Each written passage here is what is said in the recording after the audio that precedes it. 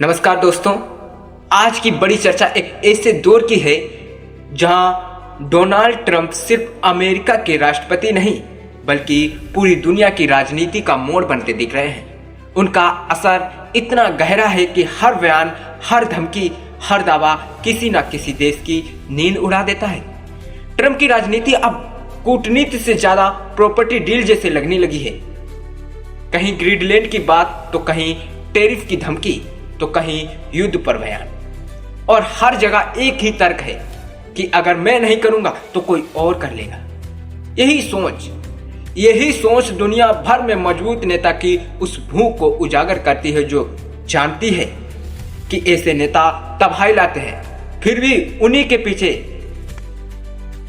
तालियां बजती है। ट्रंप खुद को कानून, नैतिकता और ताकत तीनों का निर्णायक मानते हैं। उनके लिए अंतर्राष्ट्रीय कानून भी तभी तक है जब तक उनके फैसले से कोई टकराता नहीं। यही कारण है कि यूरोप के नेता असहज हैं, वैश्विक संस्थाएं कमजोर दिखती हैं और बाकी देशों के राष्ट्राध्यक्ष चुप्पी साधे हुए हैं। भारत के संदर्भ में देखें तो ट्रंप का नाम आते ही रिश्तों में एक अजीब सा सन्नाटा महसूस होता है। कभी दोस्ती तो कभी नाराजगी, और तो कभी अचानक बयान जो सबको चौकन्ना कर देता है।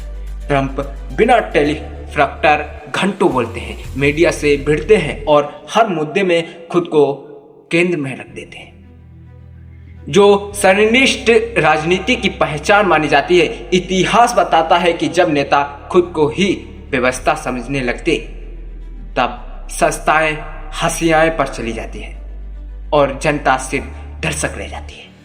आज की दुनिया भी कुछ ऐसी ही लग रही है, जहां नियम कम, शोर ज्यादा और समझ कम, प्रदर्शन ज्यादा।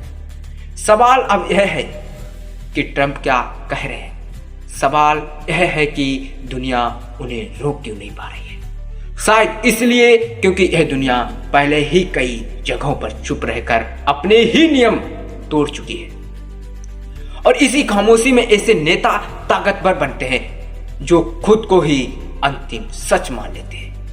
यही आज की वैश्विक राजनीति की सबसे बड़ी और सबसे खतरनाक हेडलाइन बन चुका है। जय हिंद।